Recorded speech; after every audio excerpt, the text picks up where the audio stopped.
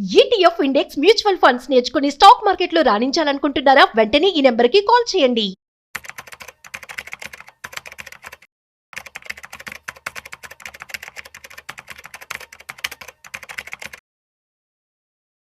నమస్తే, నేను జీవి సత్యనారాయణ. ఈ వీడియోలో అన్లిస్టెడ్ షేర్లు ఈ మధ్య కాలంలో బాగా పాపులర్ అవటం జరిగింది. అన్లిస్టెడ్ అంటే ఏందో చూద్దాం. లిస్టెడ్ ఐపీఓ అఫీషియల్గా వచ్చి పబ్లిక్ ఇష్యూ వచ్చిన తర్వాత ఎక్స్చేంజ్లో ట్రేడ్ అవ్వటం, లిస్ట్ అవ్వటం అంటారు. అంటే ముందు ఐపీఓ వచ్చిన తర్వాత పబ్లిక్ మనం అప్లై చేసిన తర్వాత ఓవర్ సబ్స్క్రైబ్ అయిపోయినాక ఒక డేటు అలాట్మెంటు, రిఫండు, తర్వాత లిస్టెడ్ అంటారు వాటిని. దీన్ని ఎక్స్చేంజ్లో ట్రేడ్ అయ్యే వాటిని అన్నిటినీ లిస్టెడ్ అంటారు. అన్లిస్టెడ్ ఇప్పుడు మనం మాట్లాడుకునేది అంటే ఎక్స్చేంజ్లో ఇంకా ట్రేడ్ కాదు, కానీ షేర్లు మార్కెట్లో అవైలబుల్ ఉంటుంది. అవి ఎలా ఉంటాయి, ఏముంటుంది, దాని ప్లస్ పాయింట్లు ఏంది, మైనస్ పాయింట్లు ఏందో చూద్దాం. జనరల్గా ఈ అన్లిస్టెడ్ షేర్లు ఈ మధ్యకాలంలో చాలా పాపులర్ అయింది. అంతకుముందు ఉన్నది కానీ చాలా కొద్దిగా ఉండేది, కొద్ది పరిమాణంలోనే దొరికేది, కొద్ది మంది వ్యక్తుల దగ్గరే దొరికేది, ఎక్కువ అంతగా తెలవకపోయేది. ఎవరో తెలిసిన వాళ్ళు వెయిట్ చేసినా కొనుక్కున్నా బాగా లాభాలు రావడం జరిగింది. ఇప్పుడు విపరీతంగా అంటే ఫండ్స్ మొబిలైజ్ చేయడం కోసం చేతులు ఎన్ని మారుతున్నా కొద్దీ అవి రేట్లు అలా పెరగటం, ఇవన్నీ కూడా అన్లిస్టెడ్ ఈ మధ్యకాలంలో చాలామందికి లాస్ రావడం జరిగింది. అదేంటిదో చూద్దాం. ఇవి ఏవైతే అన్లిస్టెడ్ షేర్లు ఉన్నాయో మార్కెట్ కనుక బాగా పెరిగి అన్ని కనుక జరిగితే కంపెనీ యొక్క బ్రాండు, గుడ్విల్ని బట్టి మనకి తక్కువ ధరలో కనుక కొనుక్కుంటే లాభాలు వస్తాయి. ఒకటి. ఇక నెంబర్ 2, సపోజ్ ఏదైనా మిస్ మ్యాచ్ అయింది అంటే ఇష్యూ లేట్ అవ్వటం, లేదు అది అనుకోనంతగా రేట్ రాకపోవటం, అంటే ఏంది పబ్లిక్ ఇష్యూ వచ్చేటప్పటికి చాలా తక్కువ ధరకు రావటం అనుకోండి. అటువంటిప్పుడు నష్టాలు కూడా బాగా భారీగా వస్తాయి. తర్వాత లాభం వస్తుంది కదా అని చెప్పేసి చాలామంది రిస్క్ తీసుకోవటం ఉంటుంది. ఇప్పుడు సుమారుగా 1000 కంపెనీలు అన్లిస్టెడ్ షేర్లు ట్రేడ్ అవుతున్నాయి మార్కెట్లో. ఈ 1000 షేర్లలో ఏవి బ్రాండు, అన్బ్రాండు, రేపు రాబోయే రోజుల్లో ఏది గ్రోత్ ఉందో లేదో తెలుసుకోవటం అనేదే ముఖ్యం. తర్వాత ఈ షేర్లు ఏవైతే ఉన్నాయో అన్లిస్టెడ్, లిస్టింగ్ కాగానే మనం అమ్ముకోలేము. లిస్టింగ్ అయ్యేంత వరకు అంటే ఐపీఓ వచ్చేంత వరకు వెయిట్ చేయాలి. అది 3 నెలలు కావచ్చు, 6 నెలలు కావచ్చు, సంవత్సరం కావచ్చు, అప్పటి వరకు వెయిట్ చేయాలి. ఏది అన్లిస్టెడ్లో కొన్నవాళ్ళు. మళ్ళీ ఐపీఓకి వచ్చిన తర్వాత మళ్ళీ 6 నెలలు వెయిట్ చేయాలి. ఎవరైతే అన్లిస్టెడ్ షేర్లు కొనుక్కుంటారో మళ్ళీ వాళ్ళు ఒక 6 నెలలు వెయిట్ చేయాలి. అంటే అదొక 6 నెలలు, ఇది 3 నెలలు ఉండొచ్చు, 6 నెలలు ఉండొచ్చు, సంవత్సరం ఉండొచ్చు. అంటే ఇంత అంటే nearly 1 year plus 1.5 year, 2 years కూడా వెయిట్ చేయాల్సి ఉంటుంది. మినిమం అయితే ఐపీఓ వచ్చిన తర్వాత 6 నెలలు, ముందు 3 నెలలు ఉండొచ్చు, 6 నెలలు ఉండొచ్చు, ఎంత ఉన్నా అంత టైం మళ్ళీ మనం వెయిట్ చేయాలి. అమ్మటానికి వీలు కాదు. కాకపోతే మళ్ళీ మార్కెట్లో ట్రేడ్ అవుతుంటాయి. ఓకే, ఇప్పుడు మనం అన్లిస్టెడ్ ఎట్లయితే కొన్నామో మళ్ళీ మనం అన్లిస్టెడ్ కూడా అమ్ముకోవచ్చు, అది ఓకే. కానీ ఎక్స్చేంజ్ ద్వారా అంటే లిస్టెడ్ షేర్లు అయితే మాత్రం మార్కెట్లో తెలుస్తూ ఉంటుంది కాబట్టి అది రియల్ రేట్ అనమాట. ఇదేంటిది, అన్లిస్టెడ్ వాళ్ళు డిమాండ్ సప్లైని బట్టి ఉంటుంది. నువ్వు కొనుక్కున్నావు మళ్ళీ నువ్వు అమ్మాలంటే మాత్రం కొంచెం కష్టం ఉంటుంది. ఇక తర్వాత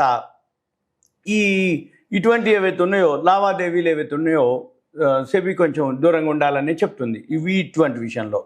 తర్వాత ఎవరైతే అన్లిస్టులు ఉంటారో నిపుణులు వాళ్ళు కూడా అదే చెప్తున్నారు. ఏమని, ఈ అన్లిస్టెడ్ షేర్లు రిస్క్తో కూడుకున్నవి, ఏవైతే మంచి కంపెనీలు కానీ ఏవైతే ఉన్నాయో లాంగ్ టర్మ్కి అయితే ఓకే, కానీ అది కూడా తక్కువలో దొరికితే నీకు అది చూద్దాం.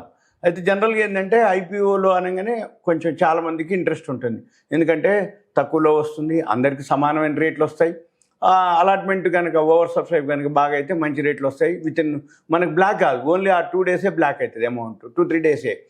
లాస్ట్ డే నాడు అప్లై చేయాలి, నెక్స్ట్ డే అలాట్మెంట్ ఉంటుంది, ఆ నెక్స్ట్ డే రిఫండ్ కానీ అలాట్మెంట్ కానీ ఆ నెక్స్ట్ డే లిస్ట్ అయిపోతుంది. కాబట్టి మనకు తెలిసిపోతుంది మన పైసలకి ఎంత వస్తుందని. అందుకని అందరూ ఏమంటారు, లాటరీ టికెట్ల మాదిరి ఇక అదృష్టం మీద ఆధారపడింది. అంటే అలాట్మెంట్ వస్తే మంచి రేట్లు వస్తాయి కాబట్టి అదృష్టం అనేది ఎక్కువ శాతం అనుకుంటారు అనమాట, లక్కీ. అయితే తర్వాత ఏం చేస్తారు, చాలామందికి మధ్యకాలంలో అలాట్మెంట్ రాకపోయేది అంతకుముందు. ఇప్పుడంటే వస్తున్నాయి మళ్ళీ. ఆ మధ్యకాలంలో మార్కెట్ బాగలేకపోతే అసలు ఐపీఓలే లేవు. అంతకుముందు మార్కెట్ ఎప్పుడైతే ఆల్ టైమ్ హైకి పోయిందో ఒక 1 ఇయర్ ప్లస్ అండ్ బ్యాక్, అప్పుడు మార్కెట్లో అన్ని ఐపీఓలు రోజు రావటం, అన్నీ అప్లై చేయటం, ఏది రాకపోవటం, వాళ్ళు ఏమనుకోవటం సెకండరీ మార్కెట్లో కొనటం, తర్వాత ఆ షేర్లన్నీ పడిపోవటం, ఇవన్నీ వాళ్ళకి ఏమనిపిస్తుంది అంటే ఇవన్నీ ఎందుకులే అని అన్లిస్టెడ్ షేర్లకి అట్రాక్ట్ అవుతారు ఎక్కువ శాతం. ఇది అనమాట జనరల్గా. అయితే ఈ అన్లిస్టెడ్ షేర్లు అట్రాక్ట్ అవ్వటం వల్ల ఏమవుతుంది, మార్కెట్లో అవి చేతులు మారుతున్న కొద్దీ ధరలు కూడా మారుతూ ఉంటాయి.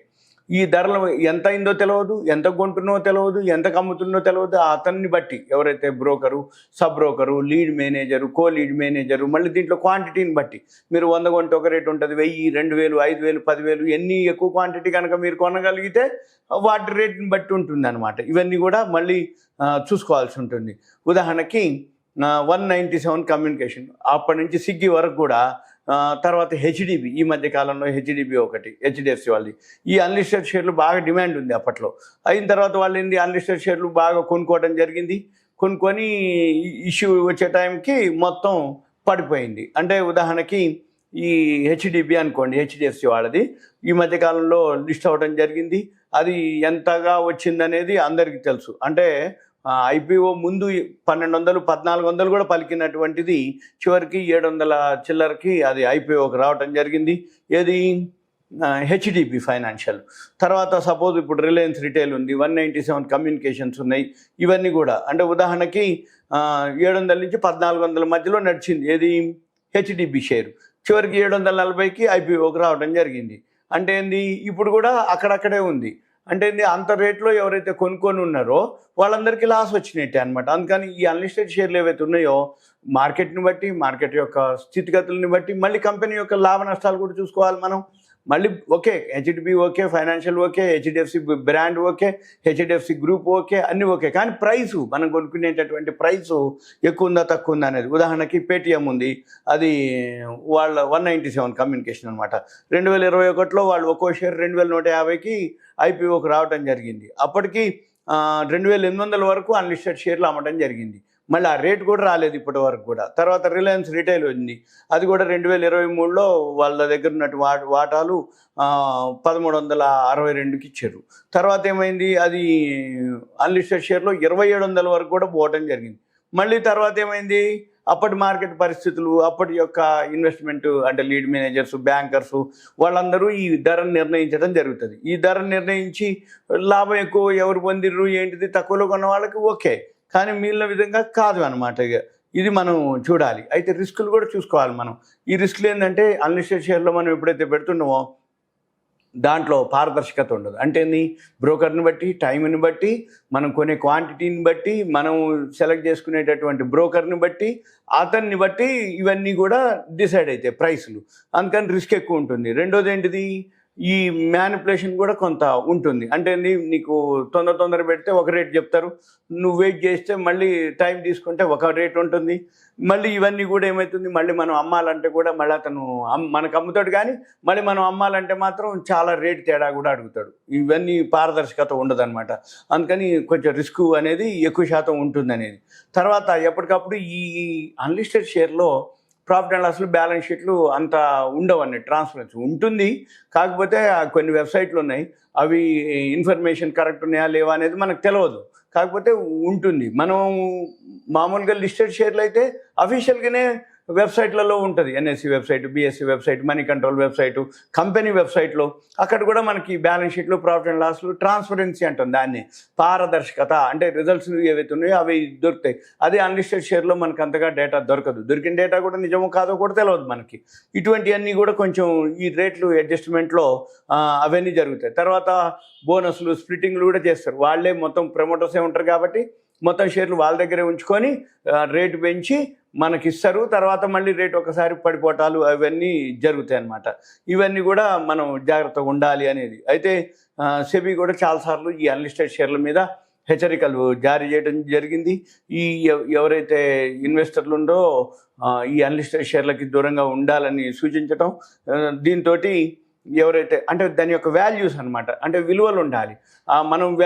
మనం ఆ ప్రాఫిట్ అండ్ లాస్లు, బ్యాలెన్స్ షీట్లు, కంపెనీ వాళ్ళు, ప్రమోటర్ ఎవరు, ఎక్స్పీరియన్స్ ఏంది, ఇవన్నీ కూడా మనం చూసుకోవాలి. ఉదాహరణకి రిలయన్స్ ఉంది, రిలయన్స్ వాళ్ళ ఎంప్లాయీస్కి 2019లో 400కి ఇచ్చిండు, ఇస్తే 2021కి అంటే క్వాంటిటీ లేవు, చాలా తక్కువ క్వాంటిటీ, డిమాండ్ పెరిగింది. రిలయన్స్ గ్రూపు, రిలయన్స్ షేర్లతో పాటు ఇది కూడా 4000 వరకు పెరిగింది. చివరికి 2023లో రిలయన్స్ 1362 రూపాయలు వాల్యూ కడితే దానిపైన వాళ్ళకి అంటే 400కు ఇచ్చిన వాళ్ళకి 1362 లాభమే. మరి 4000 కొనుక్కున్న వాళ్ళు. అందుకని ఇటువంటివన్నీ కూడా మనం ఆ అన్లిస్టెడ్ షేర్లో ఒక రీజనబుల్ ప్రైస్, అన్రీజనబుల్ ప్రైస్ అనేది ఏముండదు. మనం ఎవరు కొనుక్కుంటారు, ఎంత కొంటారు అనే దాన్ని బట్టి వాళ్ళు రేట్లు పెంచడం అవన్నీ జరుగుతాయి. అందుకని ఎక్కువ శాతం నష్టాలు వచ్చే అవకాశాలు ఉంటాయి. కాకపోతే ఈ మధ్యకాలంలో అన్లిస్టెడ్ షేర్లు బాగా డిమాండ్ పెరగటం, అన్లిస్టెడ్ షేర్లు కొనుక్కోవటం ఇవన్నీ కూడా మనము ఎక్కువ శాతం ఏం చేయాలంటే ఇప్పుడు 1000 కంపెనీలు ఉన్నాయి.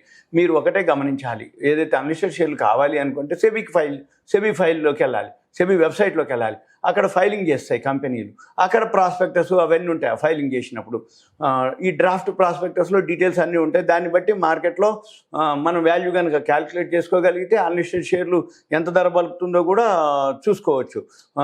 అంటే ఉదాహరణకి వారి ఉంది, ఈ వారి అన్లిస్టెడ్ షేర్లు అప్పుడు 2500కి మార్కెట్లో జరిగింది.